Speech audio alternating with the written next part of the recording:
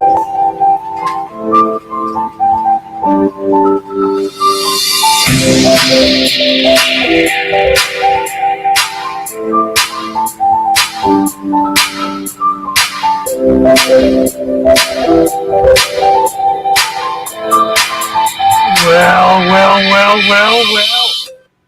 Hi there. How's everybody today? It is Monday morning, and here we are. Monday morning. Glory. It's been quite an eventful weekend here at Father Fish. Just really exciting stuff. John and Lisa, if you have not already picked up on the vibe, John and Lisa at KG Tropicals have blessed us immeasurably. John did a video on substrates and mentioned Father Fish just again and again and again. It was absolutely delightful, and we're so deeply appreciative. We've been looking for a kickstart, and I think that may give it to us, at least in the short term. So thank you again, John. Very kind of you, thoughtful of you, very much appreciated. And for all you new folks, we're excited about bringing our story to you and to the wider fish community. We've been stumbling around down here for a long time, trying to figure out how to get people's attention. Not that we don't have some people's attention, we do.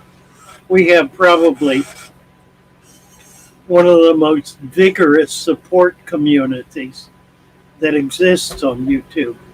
People deeply committed to what we're doing, excited about it, and happy to be part of it. That cannot be demonstrated, is not demonstrated any better than on our Discord channel, where there's a continuing 24/7 conversation.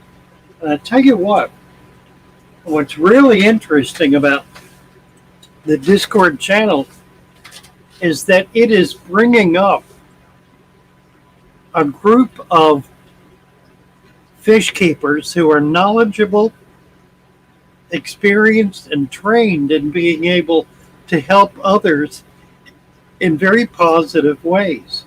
It's remarkable to see this happening.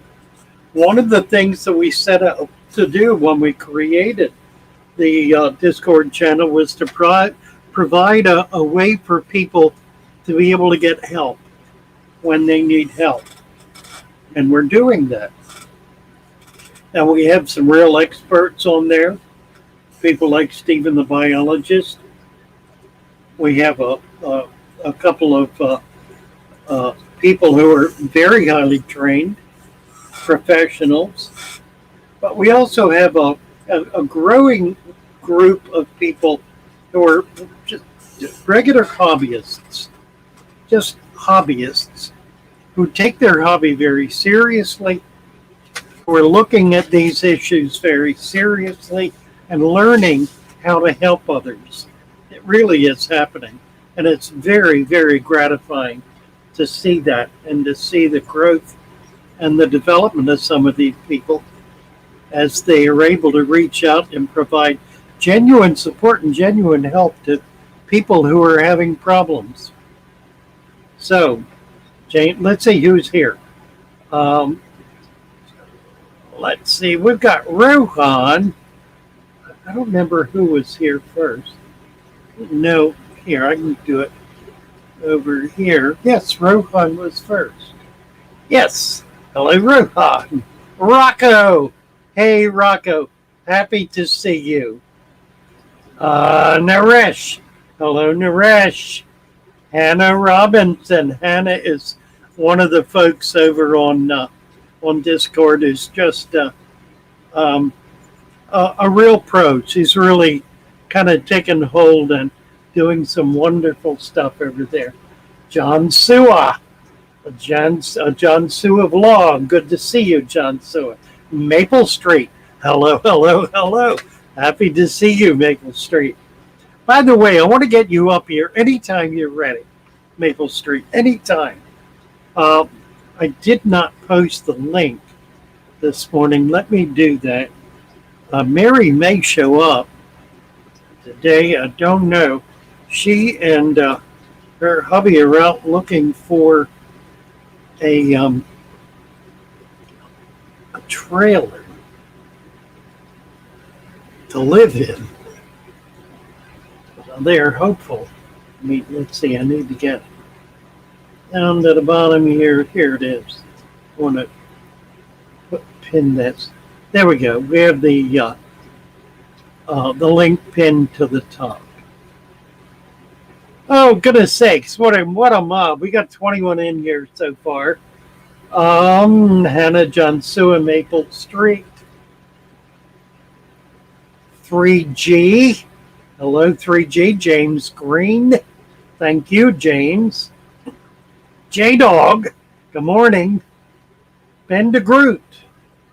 I'm new here, sent here by KG Tropicals. And you are so welcome, Ben DeGroot. In fact, we're going to turn you blue. We're going to give you a wrench right away. And for those of you who don't know, the wrench is simply our way of saying thank you for being here and for being part of the show. And it allows us to know who's new and who's not. So welcome, Ben DeGroot. Hope you enjoy your stay with us and are able to participate and to pick up and to, just make it a good experience. And we are so thankful, as I was saying a moment ago, to John for what he's done to promote us. It means a great deal, a great deal. Science Gal Aquatics, hello, hello. Happy to see you. Brad Hobbies. Brad and James Handy are both active on Discord. We got a bunch of Discord folks in here. If you have not, sorry to post the link. If you've not gotten over there, please go over. Please plug in, become part of the party. It's a 24/7 chat. It's going on in a number of different arenas. We have 7 or 8 different categories you can post in, and there's a lively conversation happening in each one of them. There are hundreds of people over there. At any one point in time, at least 50, about what's here. So it's a lot of fun. Let's see, who else? Pompey Ranch from Wisconsin. Hi, Pompey Ranch from Wisconsin. Happy to see you. Let's see. Maple Street is saying, love to come up sometime soon. Working right now. Maybe I can make a weekend stream with you. Friday night, I'm on at 8:30, and Sunday evening at 5:30. That's my time. I will be also housekeeping. I'll be here Wednesday morning. I'm going to do Monday morning, Wednesday morning, Friday evening at 8:30, and Sunday evening at 5:30. So it'll be 4 times a week. We're going to do live streaming. I think that's enough. I don't know. I mean, I did seven days a week for a year and a half, and it kind of burned me out. And I don't want to do that again, but this will be fine. I'm finding that Wednesdays I'm missing having the chat, so I'll be here Wednesday morning. Hello, Michael Long. Nice to see you. Sarge's Aquatics. Hello, Sarge. Good to see you. M.A. Fish Guy. Hello, hello. Good to see you. Ruby Begonia. Can't stay long. Leaving a thumbs up. Hope you're well and having a great start to the week. We certainly are, Ruby, and thank you so much for being here. We're having a great start to the week. We had 9,000, and that was due to having more than 100 subscribers in one day. That was yesterday. One day. So, and that was due to John's promoting our channel and talking about substrate. So again, thank you, John. Let's see, James Handy is posting the Discord link. Thank you, James. Okay, so we have, we do 22 watching, 23, 15, 16 thumbs up.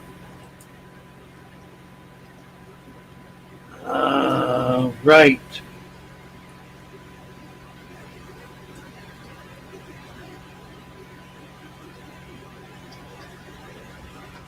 We have a new member.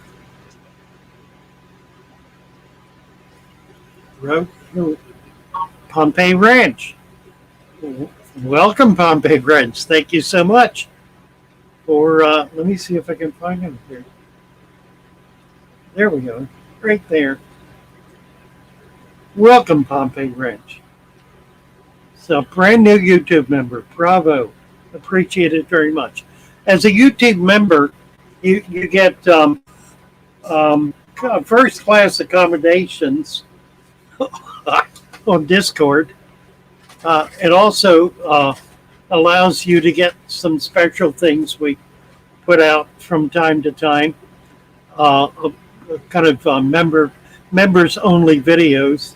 We do have some, and we do other occasional special things for a membership. So we are very grateful, very, very grateful for Pompeii and each of the other folks who are members and repeating members. Science Gal, congrats on the huge milestone. Thank you, Science Gal Aquatics. Very much appreciated. Yes, it's nice. We finally got there. Finally got there. It was a struggle. It took us 2 months, I think, to get from 8,000 to 9,000. Maybe longer. I think maybe 10 weeks. It was a while. But maybe now we're out of the woods. It's been a tough slog for the last couple of months. But I've been working hard at it, and we caught a break, and there are a few more coming down the track that'll be happening, I think, pretty soon. A couple of other big YouTube guys are going to be doing some things with us that we're excited about. So I think we're finally, at least in conversation with the guys in the big leagues. Maybe we'll break into that. We'll see. If we're deserving of it, I guess we will. So just going to try to keep it up. By the way, I did want to mention also the food web video that I want to be doing. I still have not been able to get out and do the collecting I need in order to make that happen. I'm hopeful to be able to do that in the next day or two. So you should be able to look for that video later on this week. It'll be really fun. It'll be neat because it'll demonstrate not simply how to set up a deep substrate, but also how to build the food web into that tank. So that's going to be pretty exciting stuff. CM, good morning. Heavy planted deep sand dirty tank. Endlers and snails. About 3 months old. Went cloudy hazy. I think it's a bloom. How long would you wait before you intervene? Going on 2 weeks. Wow, I would intervene immediately, CM. I mean, I would not tolerate a cloudy bloom more than an hour or two. If it's gone on for 2 weeks, it is likely not bacteria, because bacteria in 2 weeks would have either gotten worse or gone away. It could be algae. It could be a flagellate algae, a single cell algae. That can make the tank look cloudy in the early stages. It could also simply be dust, like a dust storm. And it could be fine enough, like dust from clay, that it would stay in the water column. I would start doing some water changes, like 10% water changes. And if you can do it with good water, I don't know what your water source is, but if you can do it with untreated water, and try not to treat the water. If you have free chlorine, let it sit for a day. If you have well water, just use it straight. I don't know what size tank, didn't say what size tank. If you can afford to buy drinking water, use that. Or if you can get wild water, use that. That would be preferable. Do about 10% every 2 or 3 days, 2 or 3 times a week. Get it cleared up. Whatever it is, you don't want it, because and particularly the fact that it's gone on this long, you need to get it dealt with. Generally speaking, I don't tolerate cloudy water. Now, the exception is if a tank goes green. And you saw my tank, my 40-gallon here, some of you, went green about 2 weeks ago. Instead of doing a water change, I treated it with a bioculture. I treated it with live leaves, leaf mulch from the creek out back here, and some others that I collected in a freshwater ditch. And within 2 or 3 days, it was clear, and now it's perfectly clear. So, you don't have to do anything extreme, but you have to do something. So, there's a good chance that the problem is algae, single-celled algae that will appear to be cloudy initially. Try the water changes, small water changes. You can also add some additional biology, as I've done here.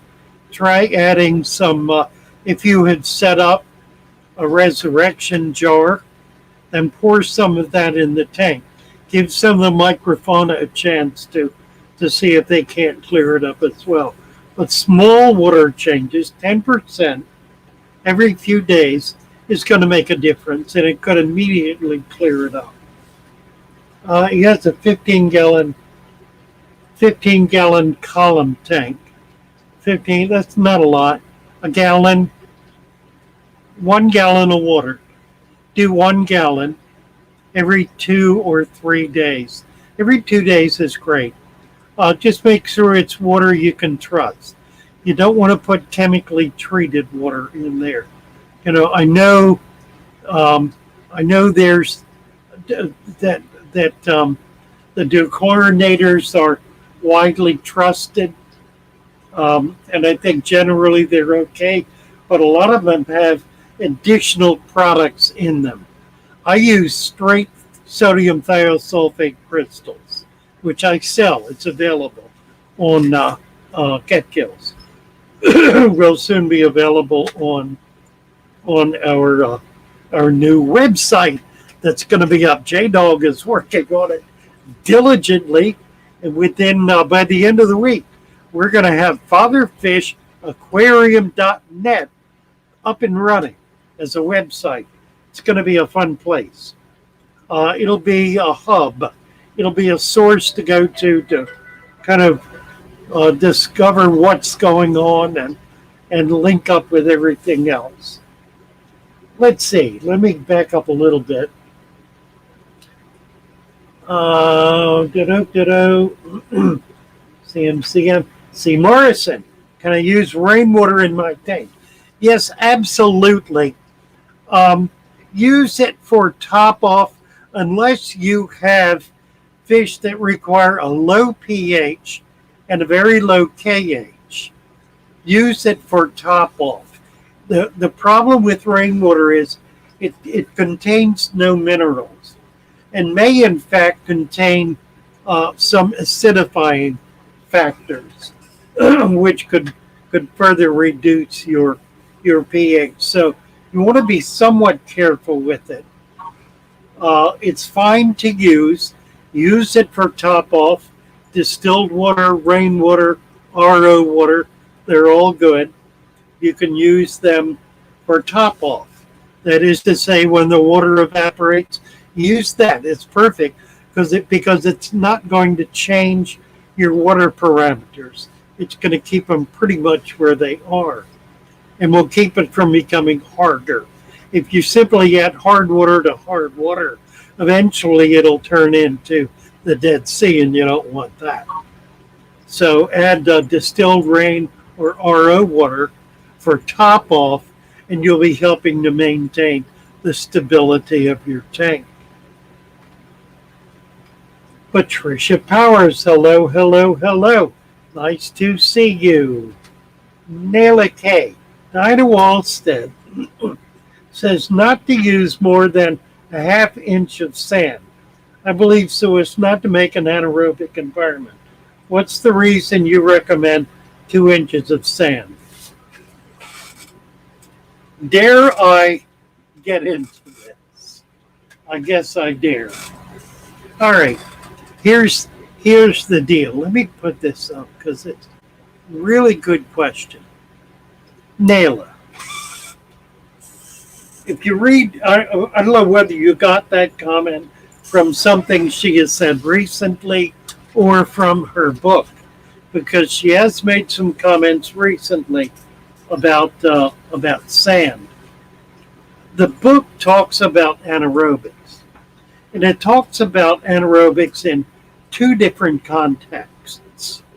Number one, it makes the point that the hair roots on rooted plants create an anaerobic environment around them to break down waste. That's important. She also makes the comment, she disparages anaerobics in the tank coming out of the dirt and uses gravel instead of sand. Someone, might have been her, I rather doubt it was, about 6 months ago, made a comment on one of my channels in her name to the effect that she didn't like the sand. Here's the thing. To the best of my understanding, and this is all based on my research, my understanding, terrestrial plants require oxygenated soil. The roots of those plants take up nutrition by using oxygen. Put a terrestrial plant in water, and what happens to it? It dies. Why does it die? Because there is not enough oxygen in the water for it to be able to do its thing, to take up nutrients. Aquatic plants, on the other hand, can go down into a pretty deep substrate, deep in the water column and deep in the substrate, and draw out nutrients. How do they do this? They do it in the opposite way that terrestrial plants do it. They do it by using anaerobics. So aquatic plants depend upon anaerobics, and that is rooted aquatic plants, in order to be able to derive nutrition.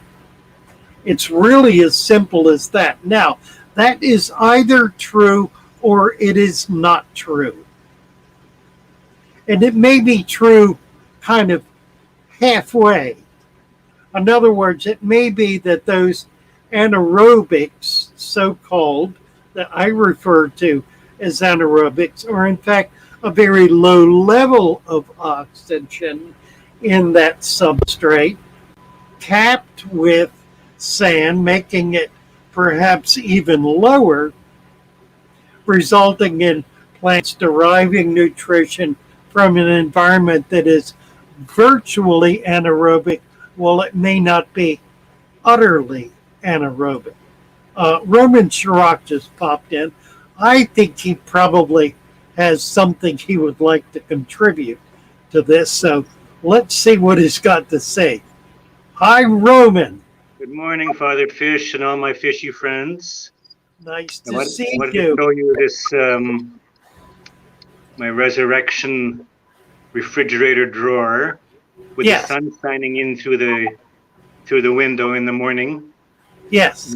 And I put the female betta in last night. I put her by herself because the male was badgering her in the 20 gallon and the 20 long that I had them in. I want her to recover a little bit and grow back her tail and get some food in her, and then I might reintroduce the male. Wonderful. That looks great. She's going to be so happy in there. Look at her. That's neat. She's pretty coy. Very nice. Pretty little girl. You can see there's the nematodes. Yep.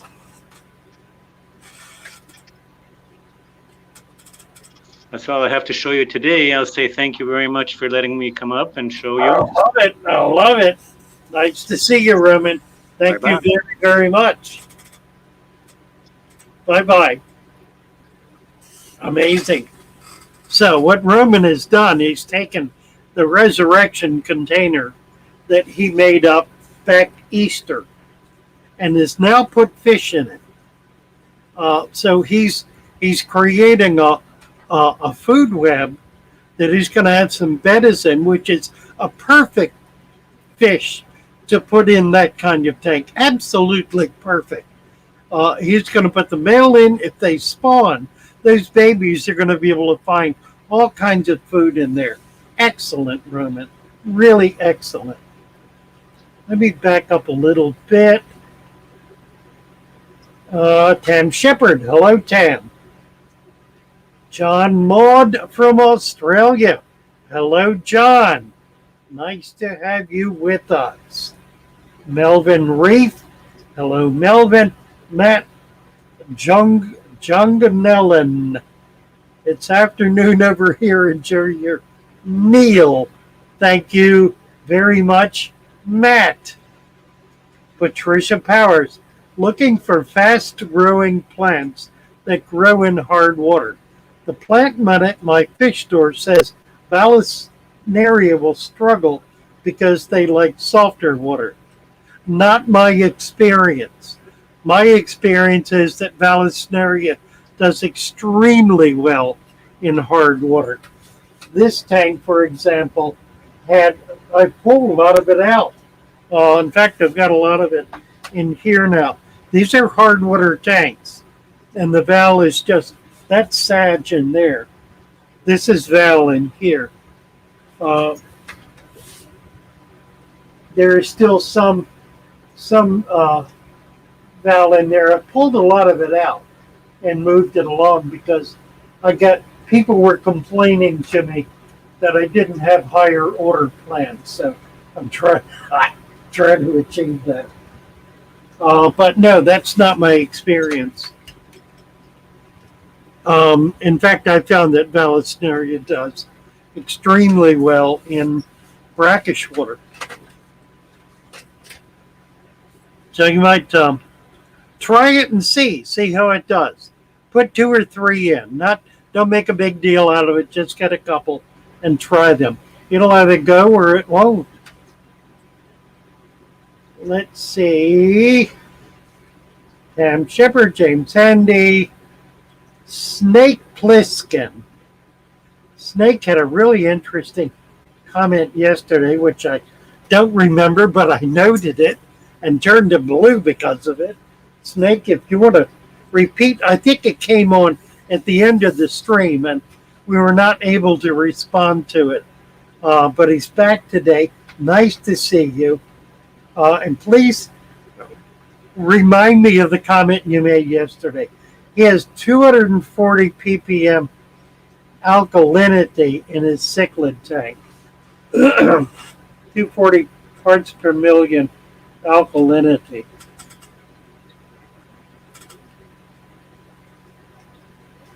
Hello, would say about that. It's high, but in depending on the cichlids, if you're talking about African cichlids, that's not inappropriate at all.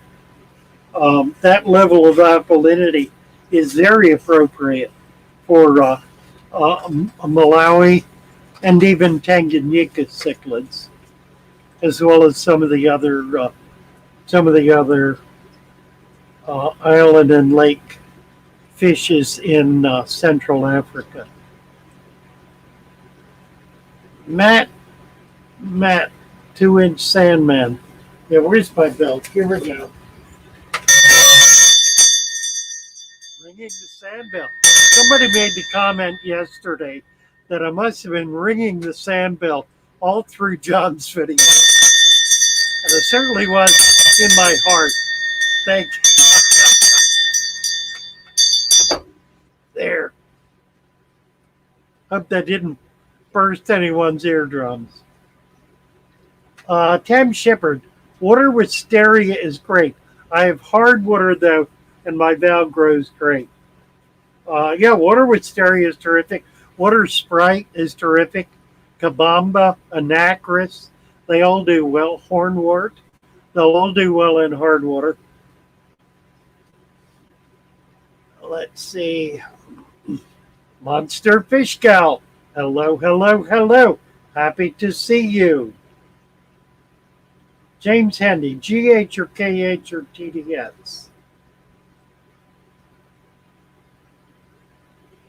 General hardness, carbonate hardness, or total dissolved solids. Where they're three different things, aren't they? TDS is kind of GH and KH. GH is does not contain carbonates. It separates out for the sake of its impact on pH. It separates out carbonates. So carbonates are the key to maintaining pH.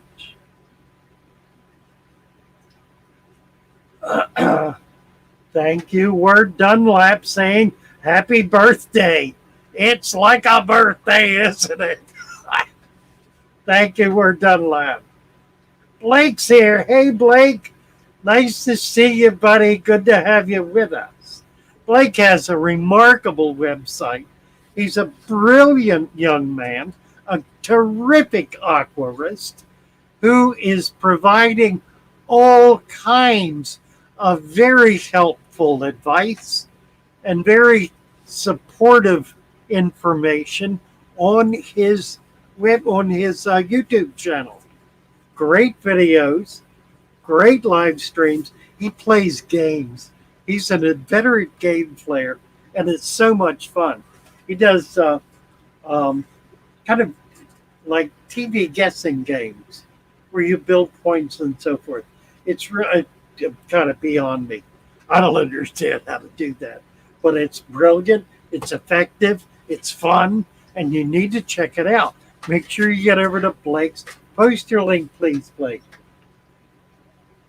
Get over to Blake's Aquatics and check out his website if you have not already done so. If you have, then make a little comment here about how much you've enjoyed it. Yeah, Matt said I woke the neighbors with a bell. Probably so. Snake said, no fear, no mask, no vaccines. Father fish changed my life. African cichlids and tetras in my tank. Well water is 180 ppm hardness and has 240 ppm alkalinity, 7.5 pH or higher. Tanks been set up for a week.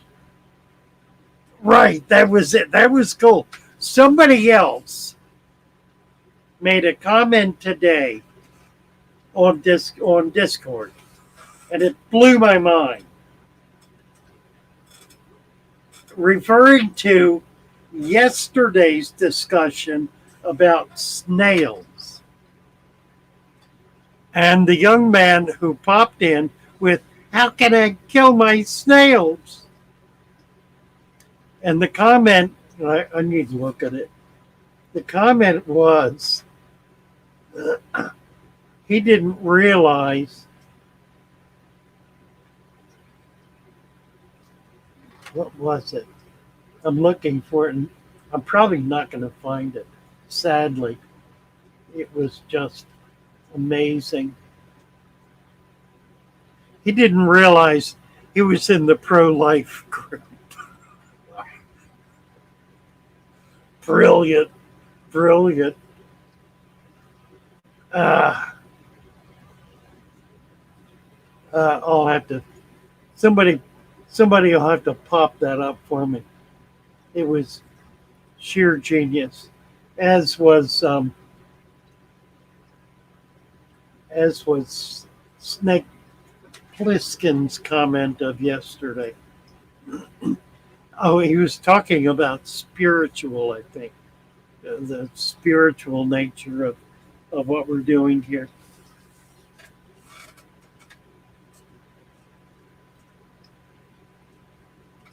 I don't even need to say anything about it, do I? You either get it or you don't. And if you get it, great. And if you don't, hang in there. You'll get it. It'll come to you. It's like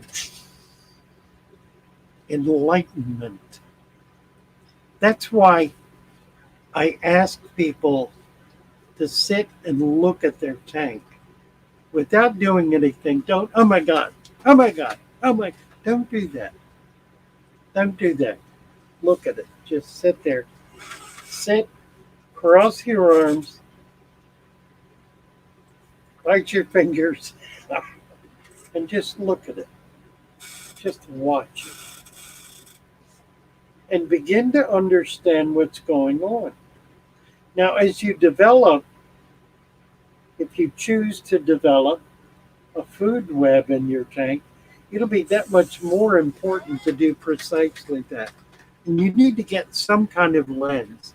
Either one of these guys, these are available online, and they're not expensive.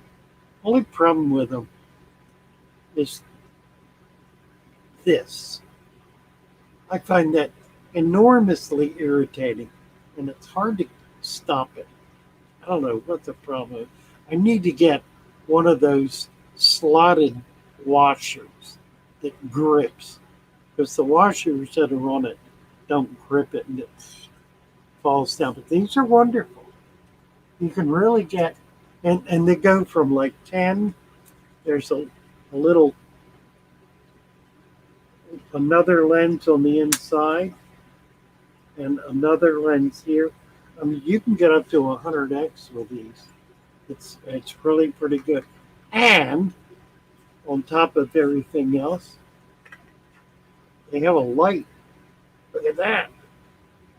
Is it cool or what? So pretty neat. About $20. I'll find the link and put it up. Somebody said I need to do Amazon, whatever it is. I do, because I'm promoting things on Amazon all the time. Anyway, these are great. I'll try to do that right away. Patricia Powers hates autocorrect. I do too. It makes me say things that I'm frankly ashamed to say. Another problem I've been having. I use my thumb to hit the space bar, and for whatever reason, it only works half the time. So my words are all run together, and I have to go back and put spaces in. I don't know why that is. Moving right along. A lock washer. That's right, we're done. I need a lock washer. Snake said, "You've changed my fish tank, got me back into the hobby. My whole family loved the naturalness of the tank, how the creator intended, obviously intelligently designed system. Food web, here we come. Ta-da! Nice snake. I love it. Uh, Tam is saying Blake's Aquatics. My 5 and 6 year olds love it. Blake's, think of KH as just a reserve of buffer before anything else changes your pH. That's a good way to look at it. It holds it. It holds it. It'll hold your pH stable. So you really need it. It's really important. It is carbonates. You get it from calcium. More KH is more enamel on a tooth before it is eaten away and you get a cavity. There you go. So drink your KH tank water. Stay cavity free. Blake, like more KH is more enamel on a tooth. That's really just brilliant. Brilliant, Blake. James Hanny, Patricia Powers, a little high, but I'd still try some like beginner plans as they seem to be a bit tougher. Yeah, I agree. You should always start with starter plants when you're setting up a tank. Don't buy the most expensive, brilliant, beautiful, spectacular, rare plant you can find and put it in a brand new tank. It will almost certainly die. Almost certainly. Put the cheapest, most common, most fast growing plant you can possibly find in your beginner tank. You can always take it out later. You really can. But get started with that. That gets photosynthesis going. It gets the cycle going. It gets things happening right away. Start with fast growing plants. And a lot of them, not a little bit, not one or two sprays. You want 3/4 of that bottom full of plants, a lot of plants, not a little bit, a whole lot of plants.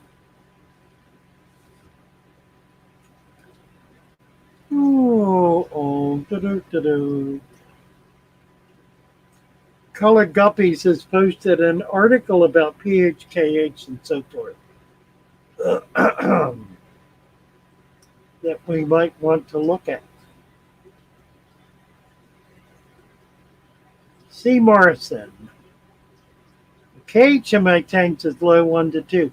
Well, the GH is high 200. I don't know how to raise the KH while reducing GH. Well, you're going to increase GH, but only marginally.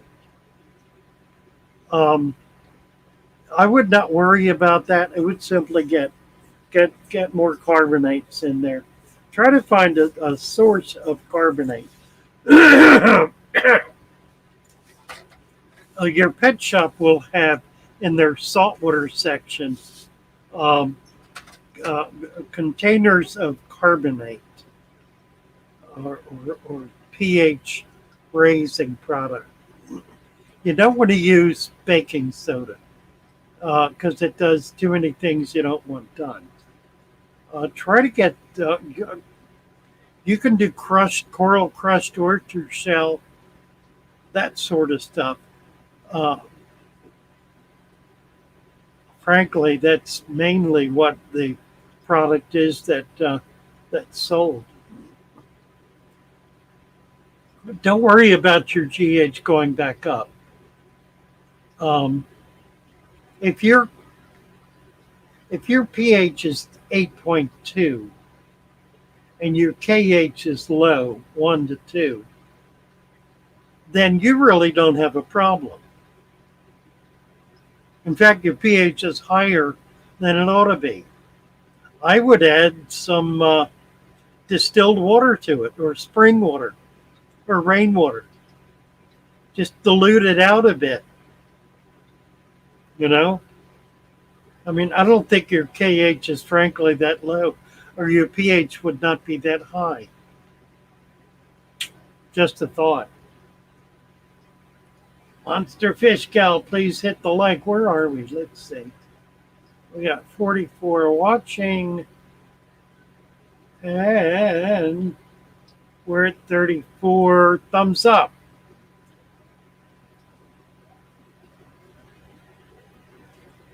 Yep. Misfit. Hey, Misfit. Matt says Hornor does the trick. Yeah, it does every time. Works really well. Color Guppies. Do you know Monica Lynn?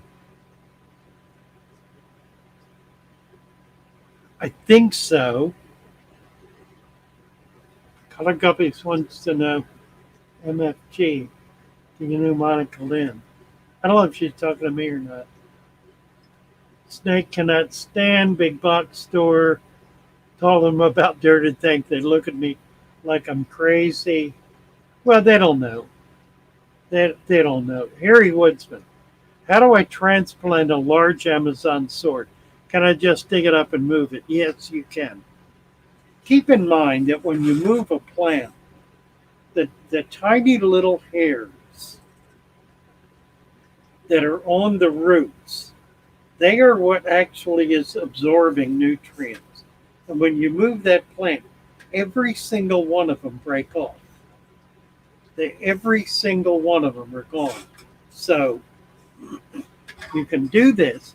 What you want to do when you pull that out, you will see dead roots. Cut that off. Just get rid of it. And then plant that plant deep into your substrate. I usually wrap the roots around it and put it down in there as a root ball. It will grow very quickly, new roots and new hair roots. It'll happen starting instantly. The plant will have enough juice in it to be able to immediately start growing roots. So it's going to grow new roots. You're going to destroy the old roots. It's not necessarily going to hurt the plant. The plant will be able to survive that without any difficulty at all. In fact, it'll grow stronger roots that'll give it a better start. And if you're putting it in a better environment, so much the better. So yeah, just go ahead and do it. You can dig it up and move it. Yeah, Blake is talking about cutting the tap water with rainwater to lower the GH. Yes, indeed. Patricia. Fish store is getting a shipment of plants. Good.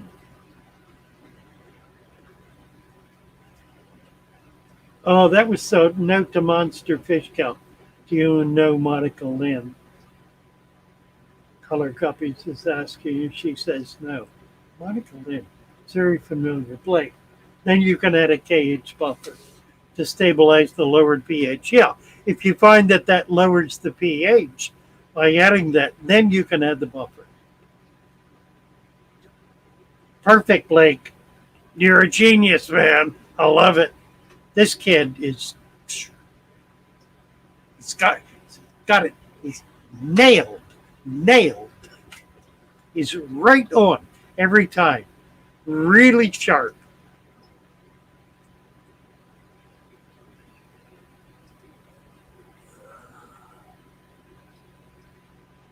Color Guppies talking about creating a club.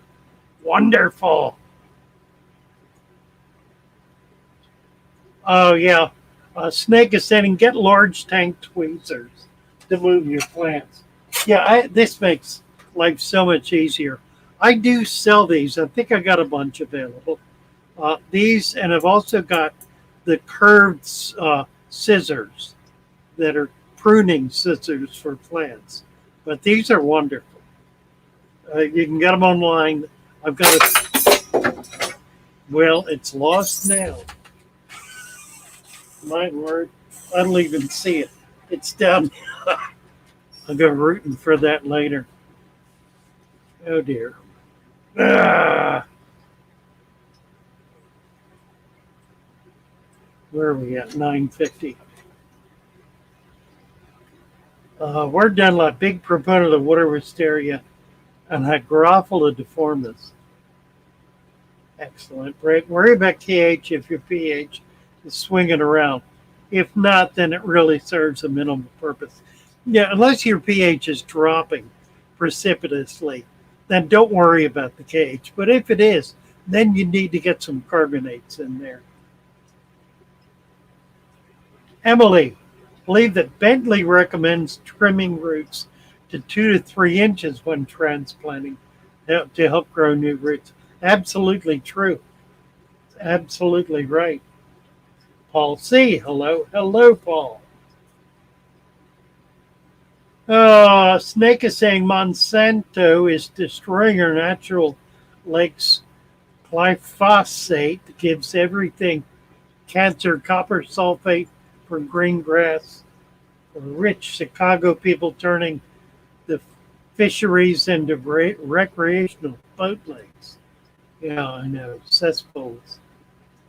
James Handy. KH is 0, and anything I've tried also raises pH. I have to change water often as my pH drops from pH 6H kind of quickly. James, I would suggest you hang in there with Blake on this. He's really got a handle on it, and I think you're going to get the kind of help you want from him. We can be bringing this up over on Discord as well. Blake has his own Discord channel, and it's a good one.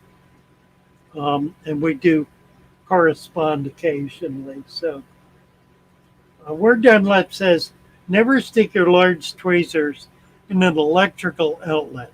Now, there's a nice piece of advice that everyone should heed. I agree totally, Word Dunlap. Don't do it. Don't do it. Don't do it. It'll hurt you. It'll hurt you, man. It'll hurt you bad. Don't do it. Vinoxsky. Hello, Vinoxsky. Nice to see you. Matt. Oh.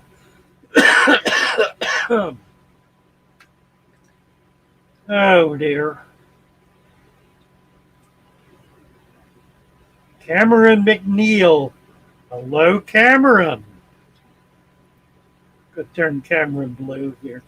Give Cameron a wrench. Oh.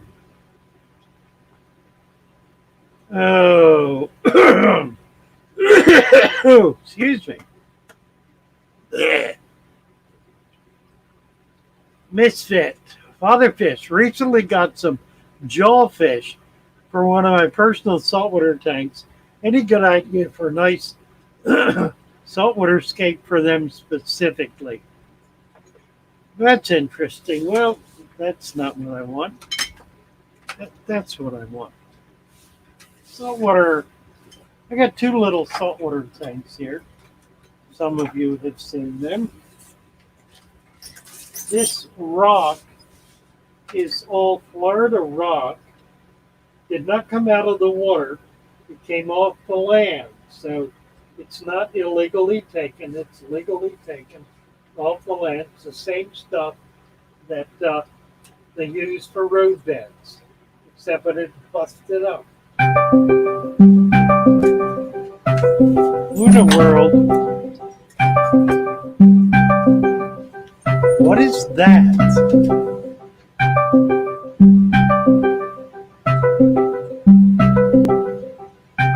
I don't know what that is. Does anybody know what that is?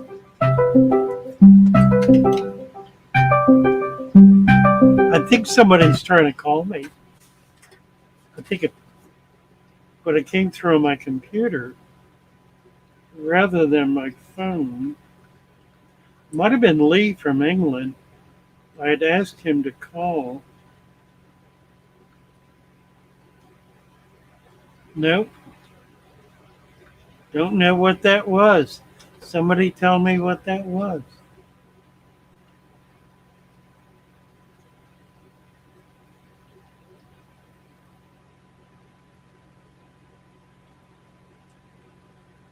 An alarm, never heard that sound before. Patrick said it's Discord.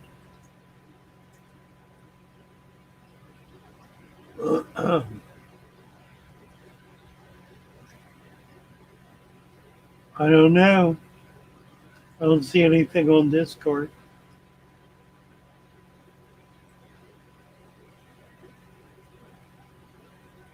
Monster Fish Gal said it's Discord. Huh. Shamai Duncan. Hello, Shamai. Nice to see you. Plant Life Project. Do I raise tetras? I've got a few. I'm not really raising them, not breeding them. I've got some that I brought over from the old shop. They're in these 15s. And I don't even know what's in there, frankly. There are a few live bears and a few tetras. I've not been doing tetras. There are a few I want to get for this tank, but I haven't done it yet. Embers, particularly.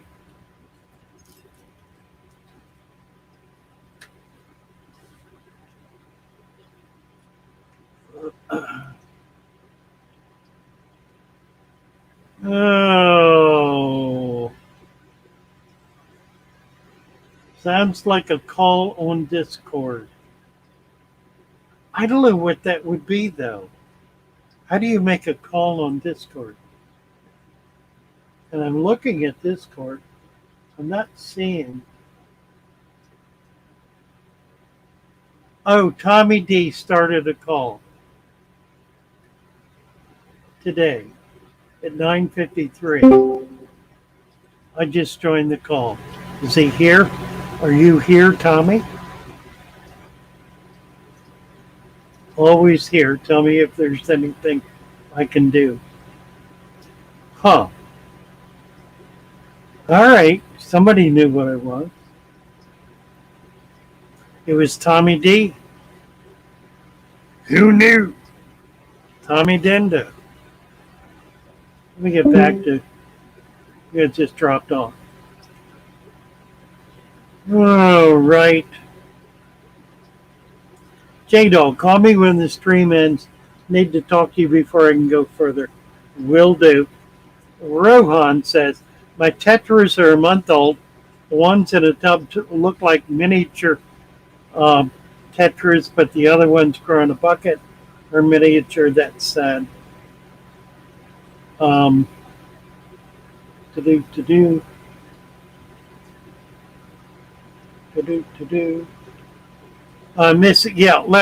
see. I was talking to Miss Soda about saltwater, and he had some jawfish. So anyway, the rock thing like this that's a nice kind of setup for jawfish. I've got a bunch of gobies in here. They're mostly native gobies, stuff I got locally. And of course, they're all hiding right now. Of course. Then a few in here. Oh, there's an anemone. I put two of them in here. And I haven't seen them in a couple of days. So there's one. They're pink tips, which is Florida anemone. Got them at the club meeting. And there's one up there. So, I don't know if you can see that. Tiny little guy. This kind of rock work is really good because it provides all sorts of ways for the fish to cave up. So, yeah, I got some new rock yesterday. I wanted to show off. If you give me a minute, I'll go get it. Yeah, I thought it was late too, but it's not. And I've been waiting to hear from him. He said he would be on, and he's not. And I'm really concerned about him. Coquina rock. Coquina rock. Don't know what that is. Not by that name. Let's see, Blake. If that's not really feasible, he's talking about pH stuff with James. All right. Black skirt, says Rohan. Do you do water changes on those behind you or just top off? I've been doing water changes about once a month. I do about a 20% water change. I did a water change Saturday on all of my tanks. I hadn't done it for at least a month, maybe longer, and just felt the need to kind of get. And part of the reason is I set these tanks up with creek water, and it was brackish, and I immediately lost my plecos. So I did a major water change then, and used municipal water, actually reclaimed water, which I kind of prefer. It has free chlorine, which dissipates. So I never even treat for chlorine. I just put the water in, and it's gone almost immediately. But I did that. I've done one, two, three water changes since March, April, May, June, 4 months. That's a little less than one a month. Um, when you set up a new tank, even though it's not a new tank, none of these are new tanks. The only one that's a new tank is this saltwater. That one right there. That's a new tank. Everything else are tanks that were established 8 to 10 years ago. Every one of them. So none of them are new tanks. Nevertheless, um, they're going through a lot of shock just from having the water taken out, new water put in, new plants, new fish, new everything, new place, new location. So it creates some imbalance. And I just try to correct for that imbalance. Plant Life Project. Anyone keep blue tetras? Thinking about getting some. Yeah, I think that tank would be terrific for embers. I already have tetras in there. I think they'll do well in that tank.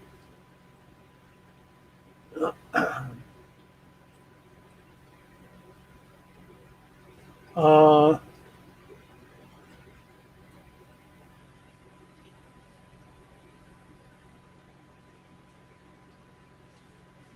James said, I've tried sodium bicarbonate. It raises my pH to 3 before affecting the pH. Yeah, and it doesn't hold it, it does not stabilize. That's the biggest problem. Can you use the pH changing type rocks in Rift Lake cichlid tanks? Shamai says absolutely. In fact, it's recommended as a way of being able to keep that water hard. All right. Let me take a 1 minute break here. I'm going to go. Oh, Curious Bunny is here. Hello, Curious Bunny. Nice to see you. Good to have you with us. I'll be here less than a minute. I want to show you some new rocks I just got. Oh, right back.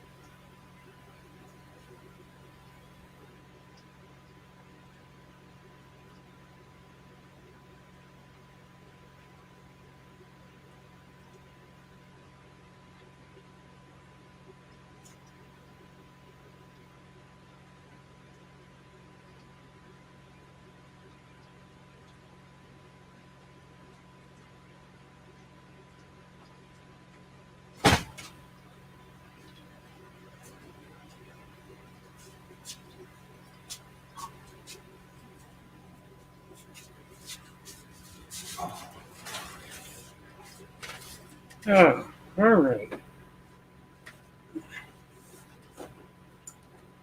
Heavy stuff.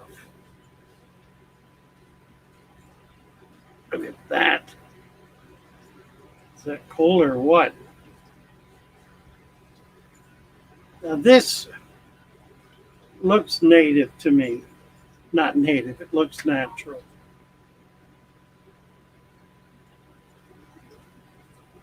Amazing, isn't it? Cool, cool rock.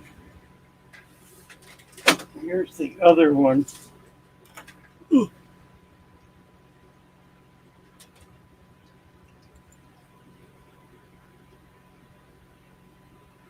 Yeah, there's kind of a concave space in there. And that, well, this thing weighs about 20 pounds. It's really heavy.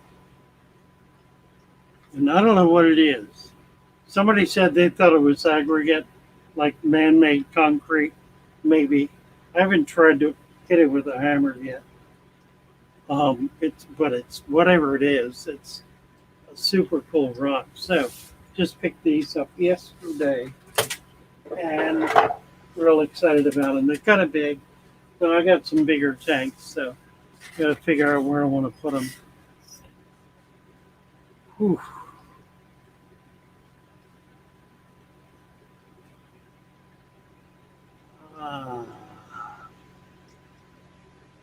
Thank you, Big City Bettis. Congratulating you on the big milestone. Can't wait to reach the next one. Yeah, me too. 10,000. We're on our way to 10,000. Oh. Curious Bunny. I have a question. I have an experimental tank set up, and I'd love your opinion. A large tank for my Oscar. He's only 3 inches now. And in the corner, I have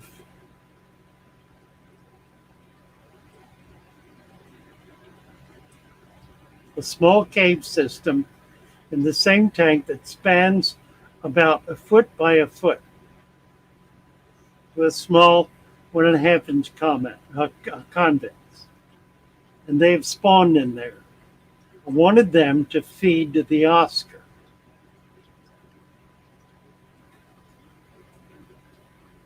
It does look volcanic, doesn't it, Blake? I told the guy I got it from that it was a meteorite. I haven't tried to put a name. I'm sure it's not.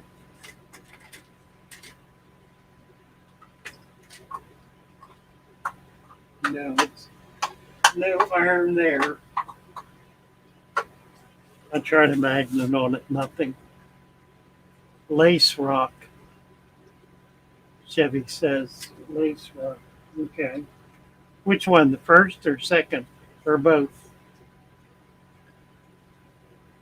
Let me see. I want to stay with Curious Bunny here. I wanted them to feed the Oscar. This issue came up yesterday in a really interesting context. We're talking about food web and about food web for larger fish.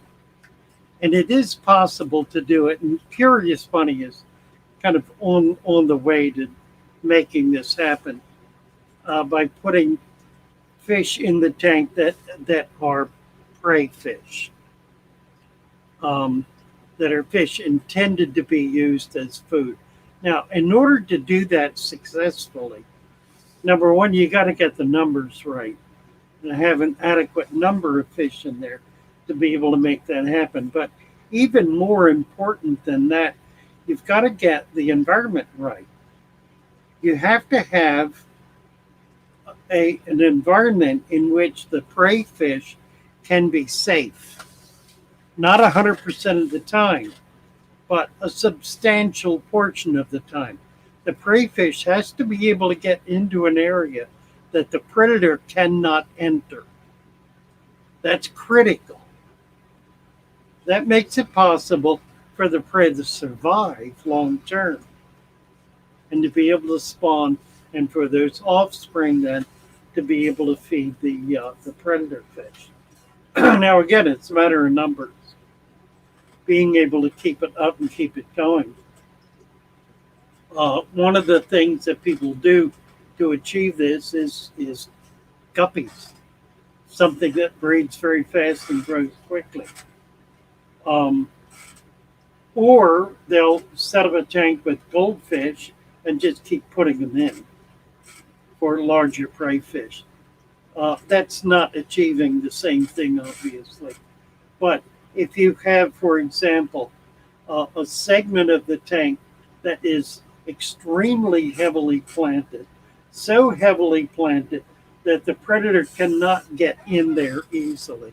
Or if he does, he can't move much, so he's not going to be able to attack. If you can do that, then he's going to only be able to attack the perimeter, which means he's only going to get the fish that are coming out of it.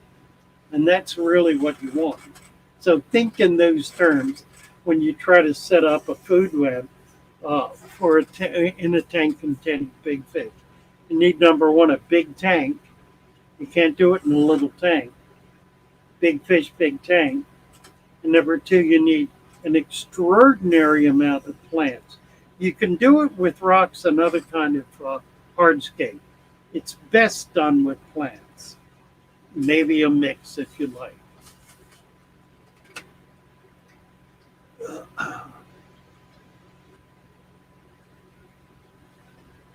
Curious is saying the Oscar won't wait. You need to block it so it can't get in there. Just create a space with a hardscape that it cannot get to. That's what you're going to have to do, so that the convicts are going to be safe. And then as they get stupid and come out of the safe spot, they'll get swallowed up. Like that. Let's see. Yeah, the guppy thing works better. Convicts are good breeders, but those babies are really tiny for a long time. What you might do is raise them up on the side and then put them in that kind of tank in a larger number. In other words, get the convicts up to half an inch. Set up the tank with a very heavily planted hardscaped area. And then when those babies are big enough, put 100 of them in that planted area. They'll scoot all over, but they'll dart back in. And a certain number of them will be able to escape predation instantly. Some won't, and that'll be fine. And you can always be adding a little more. You can do it that way. It's kind of inevitable. And how can I say this? The food web is not intended to be a closed lock system that you bar off and never do anything to. The food web requires continuous support. You need to keep putting leaves in. In the case of this, you need to keep putting small fish in. You have a role to play in it. It's not the wider natural environment. If you had a tree growing over your fish tank that was dropping leaves in the tank, then you wouldn't need to do it manually. Like that. So a pond is more natural, more codependent, if you will, or interdependent on the rest of its environment. A fish tank sitting in a living room needs support. It may not need a great deal. It may not need the kind of thing we usually put in. It may need nothing more than leaves, but it will need some support. Want to make my tank into a planted jungle? Yes, do it. Gambusia make a good fish prey. I don't like Gambusia plant life because they're aggressive little buggers. I've seen a bunch of Gambusia an inch long take after a fish a foot long and chew his tail off. I call them Gambusia. I don't like them. I don't allow them in my fish room When I catch them in the net, I throw them back. I don't keep them. I don't like them. I don't want them. They're just a nasty little bugger. They're not pretty. They have no redeeming characteristics. There are other fish that are better mosquito hunters, like the Formosa, which is another tiny little live bear that's much nicer. I've got some in this tank back here. I don't see them right now. Yeah, I do too. See if we can see them. That is a gambusi right there. A couple of them. Right there. That's a molly above it. Not a, there's a male molly. Small male molly. These are less than an inch long. And they're breeding. Less than an inch long. Look at this. These are all that's a blue line Kelly. It's a pair of mollies and the Formosa. Pretty little fish. A little puffer, credenza, some out credenzas coming over. Everybody's coming over looking for something. Another puffer, little blue-eyed, bushy nose, and on and on. Nice tank. Okay. 10:17. We got about 10 minutes. Oh, Vermont, insanely expensive to find housing.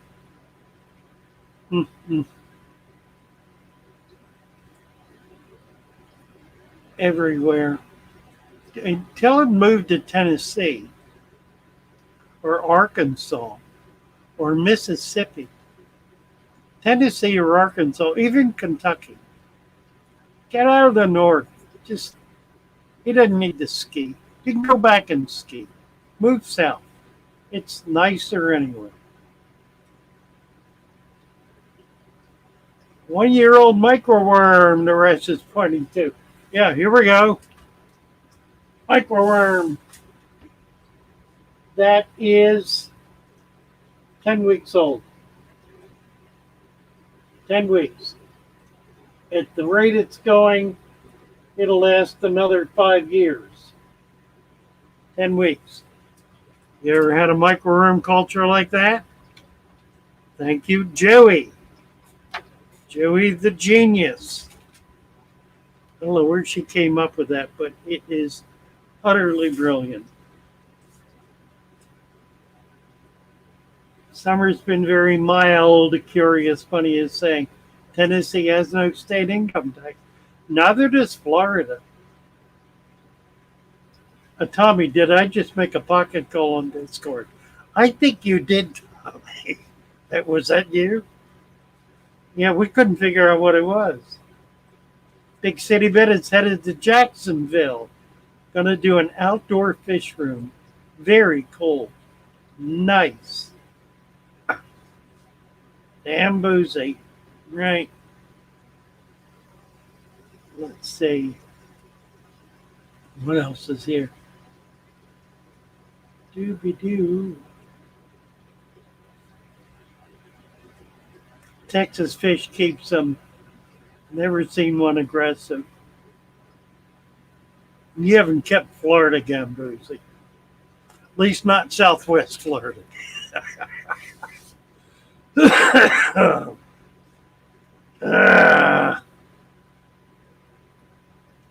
James Handy, to stay in Vermont would end up costing more than making the move. It's actually the cheaper option. Crazy how expensive New England is, considering the job market isn't great. So I'm Florida bound. Well, welcome to Florida Big City Business. Happy to have you. And you're going to be in Jacksonville. Not close. Not close. 10-hour drive. Big city. It's a big state. Florida's a big state. All right. What else is going on here? We're getting down to it here.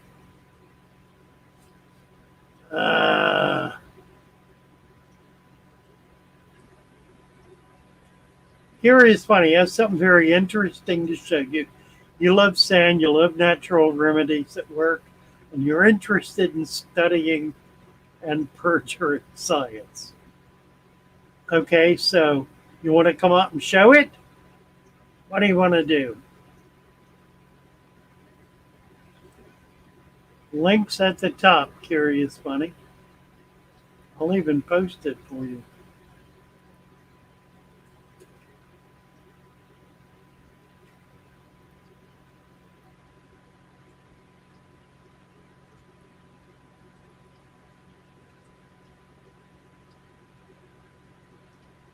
I think I will. Huh. Well, I can't. It's posted at the top.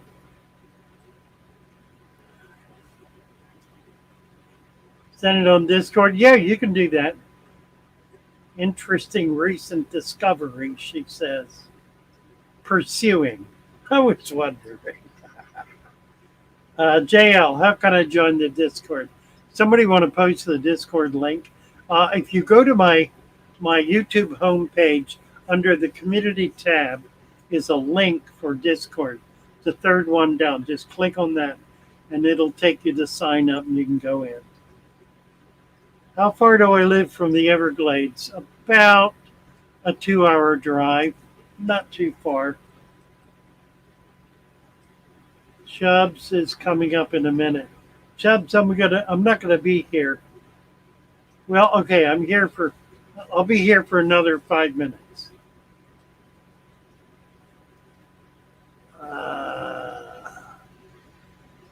Now, again, I will be back on Wednesday. Coming back on Wednesday. Chubbs, unless you got something quick, won't you hold off till Wednesday, and I'll get you up long enough to show off some stuff, because you got a lot of cool stuff we want to see. Is it possible Eastern Gambusia is more aggressive than Western Gambusia? I'm here to tell you. I'm here to tell you. I drive slow, where Dunlap says. Actually, I do. 2 hours from Sarasota to the Everglades. No, that's really about right.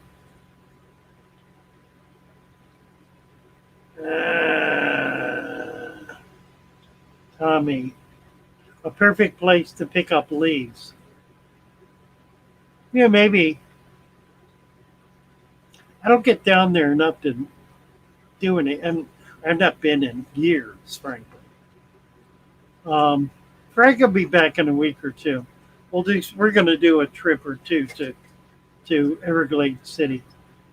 We'll get down there and do some stuff.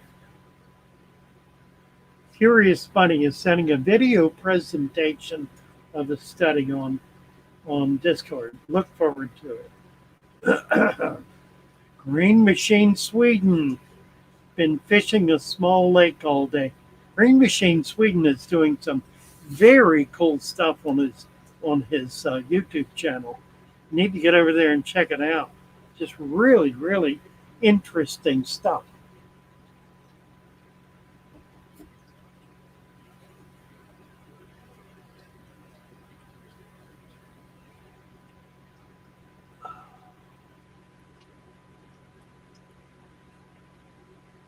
Doobie-doo. There's the Discord link. Click on that. It should take you right over. I can't test it. Let me know if it's a problem. If it doesn't work for you, let me know so I can repost a new link. But it should work fine. Whoa, Chubbs is here. Hello, Chubbs. Father says, How are you? "Oh, I'm good. Look at this. I know you ain't got much time left, but I figured I'd come up and show you this thing here with a bunch of golden top minnows in it." Oh, I love it. Oh, man. Oh, they are so nice. I cannot find them. I am struggling to find golden tops, and those are all mature. That's gorgeous. Yeah, they got all kind of different sizes in there, but you can see this big one back here. That's the one I started with last year. They're so pretty. That's a native fish. Yep. Native to Mississippi, where you are, native to Florida. Louisiana, all around the Gulf Coast. Pretty fish. It's a top, also called a golden top minnow. It sparkles. It has. Do yours have sparkles? Oh yeah, absolutely. Yeah, yeah. It's such a stunning fish. Yeah. That's a great colony. Have you tried to spawn them? Oh yeah, they spawn all the time in here. Nice, nice. I got videos showing them spawning in this tank. Oh, cool. Yeah, really pretty fish. I'm setting up a 55 gallon just for them. I'm gonna be moving them out to just a 55 to where they could actually spawn and we get some more babies out of them. Yeah, look at that. There's a pair. Male and female. Yeah, he's going at it. Look at that. See the golden flecks on the female? Look at that. That's amazing. Beautiful fish. Oh yeah. That's a great collection of Oh yeah. the nicest I've seen. Yeah, I got about 20 or 30 of them in there. Yeah, that's terrific. I've been able to get maybe half-inch ones, just not even big enough to hardly know what they are. These right here are probably 4 or 5 inches. Oh, my word. Yeah. That's fabulous. Now, did you get those in deeper water? No, it's actually in shallow water. Really? Yeah. No, 'Cause I've not caught bigger ones in shallow water. I've caught them occasionally in deep water, but I've never caught many. Never been able to get anything like numbers. What are you doing? Oh, excuse me. How are you catching them? I have to put a net close to the bank. Just dip netting. Usually I'm going after ghost shrimp. Yeah. And they'll be right there in the mix with them and least killifish and rainwater killifish and Yeah. Like a sink net or a dip net? just a dip net, but there's a Texas cichlid that I caught locally too. In a lot of planted area? Yeah, usually in the grass. Yeah, right. Well, I got to go at it some more. Thank you so much. That's wonderful. Come in, figured you'd like seeing that. I love it, Chubbs. Thank you. Wonderful. Right. Appreciate it. All right. Yeah, y'all have a good one. Thank you for letting me up. Bye-bye. Thank you. Right. Nice. All right. We're going to get out of here. Naresh wants to play memories. Shall we play? I played it yesterday. What I love about what Naresh has done with this, he's put together a beautiful collage of pictures of Father Fish Aquarium, and it just a broad spectrum of pictures. Wonderful stuff. Some videos, some still shots. Yeah, let's play it. What the heck? It's really nice.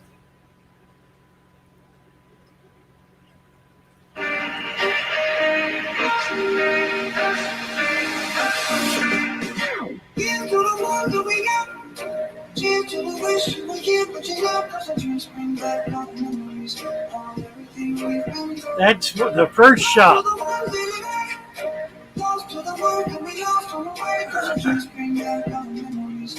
18-inch pleco. I'm going to eat one next week. Early beard.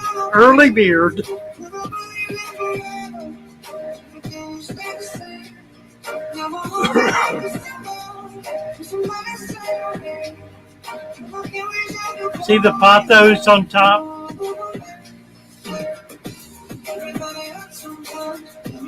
That's my mother.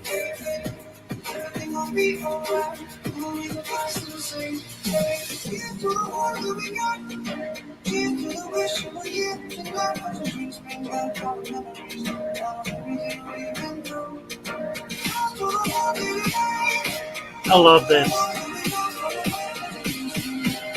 Bye all. Nice to be with you. Good to be here.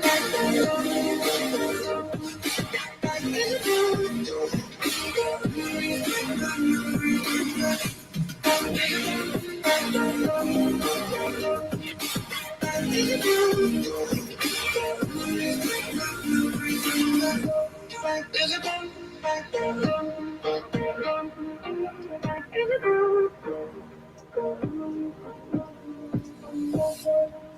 a time that I remember when I never felt so low.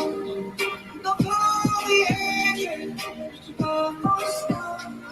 I'm a hoping I remember, and it's turning up and down. Look how he's not just loyal, but you know I'm not trying. Yeah, everybody else. Get that link. Everybody else. Everything will be alright. Only the best will see. Cheers to the one that we got. Cheers to the wish you were here tonight. The drinks bring back our memories. That's their big 600-pound steel ray. There's the artist.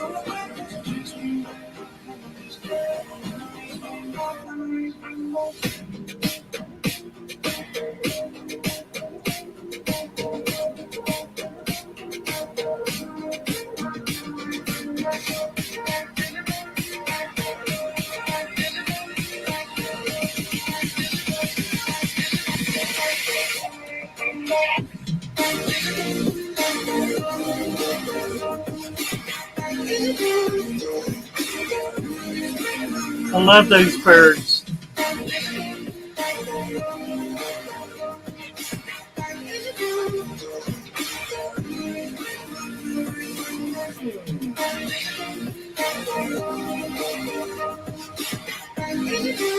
All of their critters.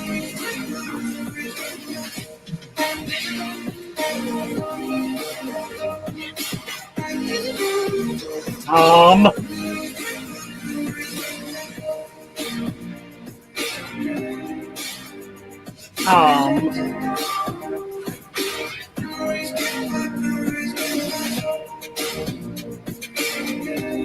And Tom.